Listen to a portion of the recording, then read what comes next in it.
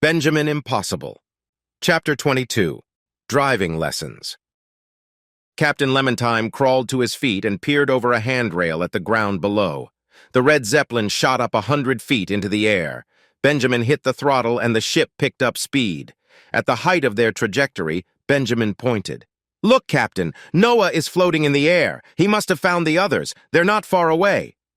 Lemontime looked down as the ship began to tilt. "That may be so, but the ground isn't far away either. We're going to crash." The red Zeppelin fell toward the ground and Benjamin turned the wheel. The boat tilted and sideswiped a stand of pine trees before the hull finally hit the road, the boat's keel skidding along the pavement.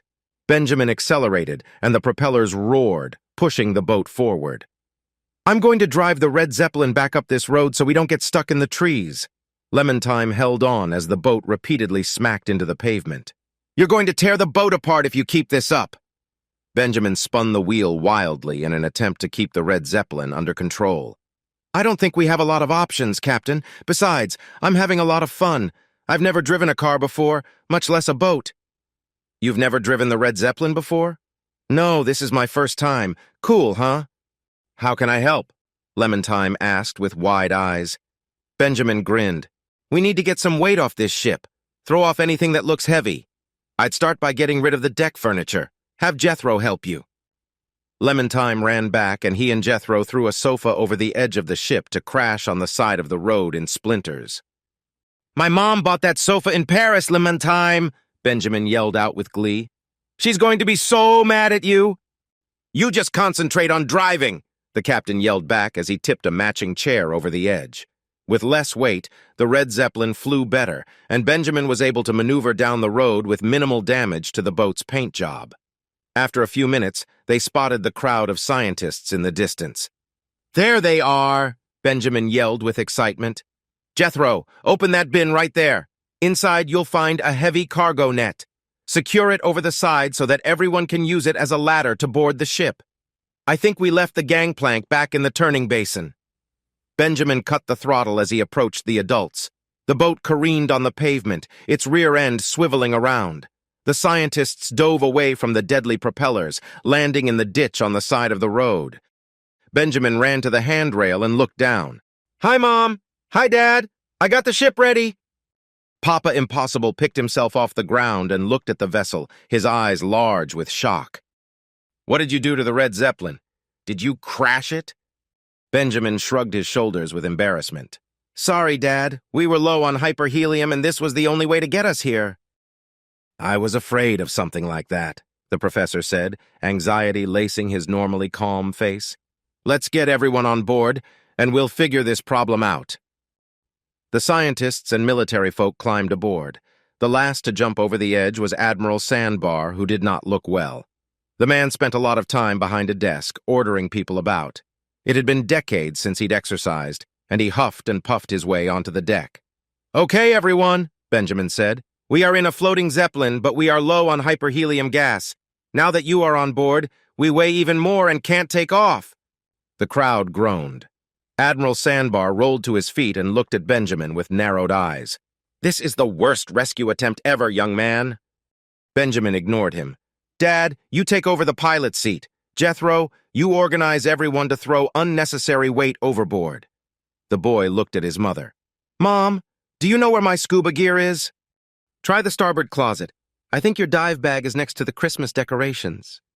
"Now is not the time to go scuba diving," Admiral Sandbar wheezed in anger. "Dad," Benjamin said, "didn't you tell me you had filled the scuba tanks with surplus hyperhelium a few months ago?" The professor nodded, his eyes widening with surprise. "That's right, I did.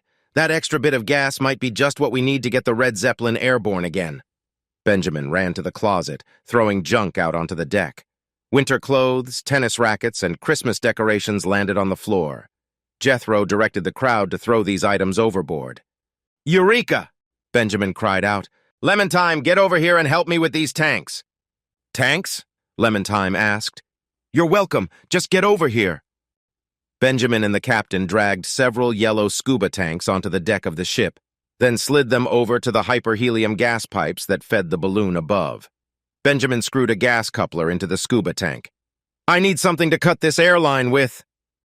How about a knife or scissors? One of the scientists offered. Benjamin looked at the man with a raised eyebrow.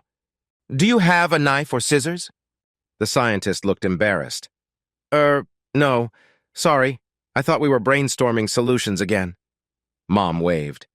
I'll get you a knife from the kitchen, dear. Benjamin shook his head. Not strong enough, Mom. See if you can find some duct tape, though. Lemon-Time returned with a power mop in his hands. Will this work? Benjamin grinned. Perfect, Captain. You are resourceful as usual. Benjamin turned on the cutting tool and sliced through the air hose. He then cut through a brass pipe and slid the air hose inside the brass cylinder. Mom, do you have that tape yet? Here you go, dear, she answered as she transferred the duct tape. Benjamin handed the roll of tape to Lemon-Time.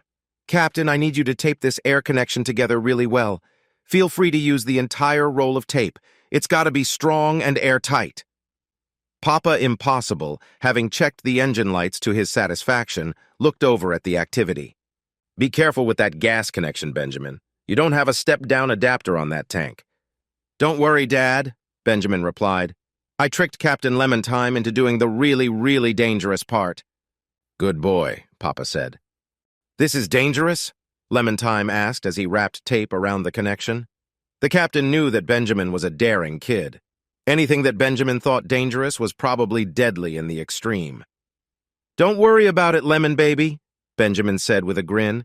You just need to hold those two pieces of tubing together. Do not let go or the gas pressure will blow your hands off. Lemon-Time finished taping the air hose to the brass pipe, and he held on to both sides of the connection, squinting at Benjamin suspiciously. Benjamin grinned, slowly turning the release valve on the scuba tank. Whatever you do, don't let go. There isn't a regulator coming off this tank, so the gas is going to come out at full pressure. That's over 5,000 psi, so watch out. The scientists crowded around to watch, and Captain Lemon-Time held the two air pipes together with a determined expression. Benjamin slowly turned the gas valve, and they all jumped as the tank roared and hissed like an enraged snake. Wow! One of the scientists squeaked, his voice sounding high-pitched from hyperhelium leakage. Hold those pipes tighter, Benjamin commanded. We can't afford any of the hyperhelium to escape into the air. Lemon-Time's knuckles turned white as he held the two air pipes together. The gas pressure tried to push the tubes apart, and he had to exert himself to keep them together. It's working! Papa Impossible called out as the ship lurched, then lifted off the ground. The scientists cheered as the ground fell away below them, and the red Zeppelin lifted into the air. Dad, Benjamin yelled, gun it! We only have 5 minutes before the meteor is supposed to strike. See how far away you can get. The wind is coming from the north, so fly south down the coastline.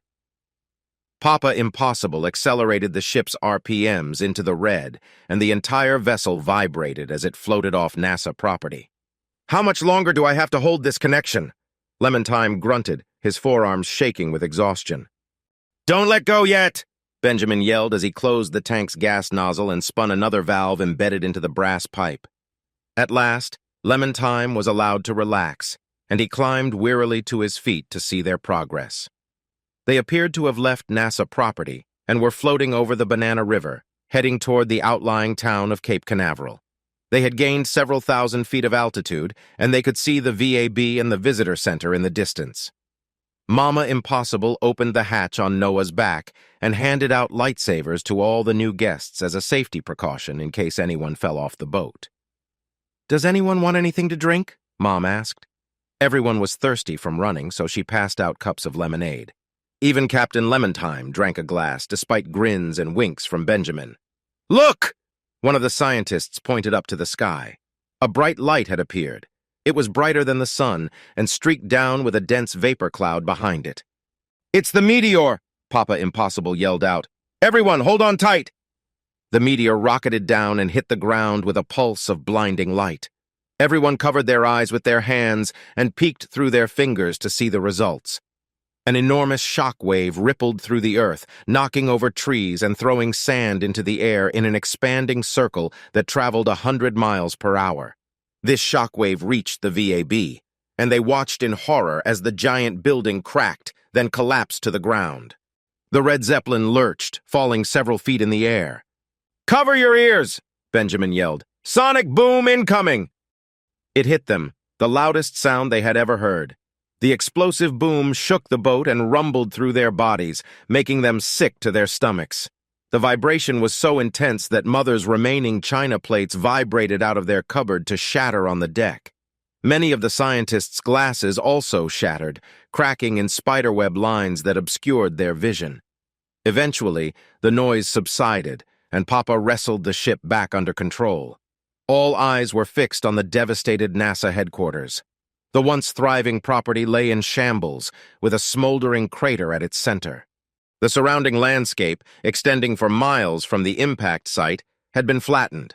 A thick cloud of dust lingered above, obscuring much of the sunlight. The command buildings, research labs, visitor center, and the indestructible VAB were all in ruins. "Huh," Benjamin muttered. "I thought the explosion would be bigger." The scientists looked at the boy in shock. "I think it was big enough," one cried out. "Billions of dollars of research, spacecraft, and experiments were just destroyed. We're all out of jobs now." Captain Lementheim rubbed his eyes. "That meteor was impressive. I bet everyone in Florida saw it. They probably felt that earthquake all the way up in Georgia." Benjamin nodded. "Yes, this has been a brilliant move by Glockenspiel. With one meteor strike, he has destroyed NASA, the only organization capable of mounting a spaceborne retaliation. The psychological impact on the world will be even greater. I bet he recorded this detonation on video and transmitted the destruction for the entire planet to see." Benjamin looked over at Admiral Sandbar. "Admiral, how will the military respond to this?" The Admiral ran shaking fingers through his gray hair. "Hard to say. All military branches will go to DEFCON 1. They will recall active and reserve personnel. The President will be taken to an underground bunker, and all major assets will fall back to fortified bases." The Admiral held up his phone. "The biggest problem is communication. I can't communicate with anyone in the military with the satellites out. The armed forces can fall back to shortwave radio systems, but it will take time to set up a communications network." Benjamin nodded. "Let's see what other systems are down." He pulled out his laptop and typed away. "Well, no internet, folks. I guess we can't email anyone." Benjamin turned to his mother. "Mom, can you check the satellite phone in the kitchen?" The Red Zeppelin had several wireless phones for use in an emergency. These phones communicated directly with satellites overhead. They were useful when the ship was outside the range of traditional cell phone towers. "The satellite phones aren't working, dear. Can I make you a snack while I'm in here?" "Sure, just get me my usual." Papa Impossible, who was still sitting in the pilot's seat, leaned forward and tapped the GPS navigator mounted on the dashboard in front of him. "The shockwave may have damaged my console, but I think Glockenspiel has knocked out the GPS satellites as well." The scientists murmured in surprise, and they all checked their smartphones. Indeed, the GPS function on their phones was no longer working either. "The GPS satellites are far out in space, way beyond the range of the marble minefield," one of the scientists complained. "The marbles shouldn't have damaged those distant satellites." Benjamin nodded. Glockenspiel must have specifically targeted them to disrupt navigation on Earth and to cripple the military's targeting systems. Benjamin sat down and his mother set a plate before him. On it sat a Twinkie, a hot dog, and a small can of compressed cheese. The boy used a knife to cut the Twinkie and placed the hot dog inside the sweet snack. He then upturned the can and sprayed the aerated cheese topping onto the makeshift sandwich. "What the heck are you eating, boy?" the Admiral asked with a frown.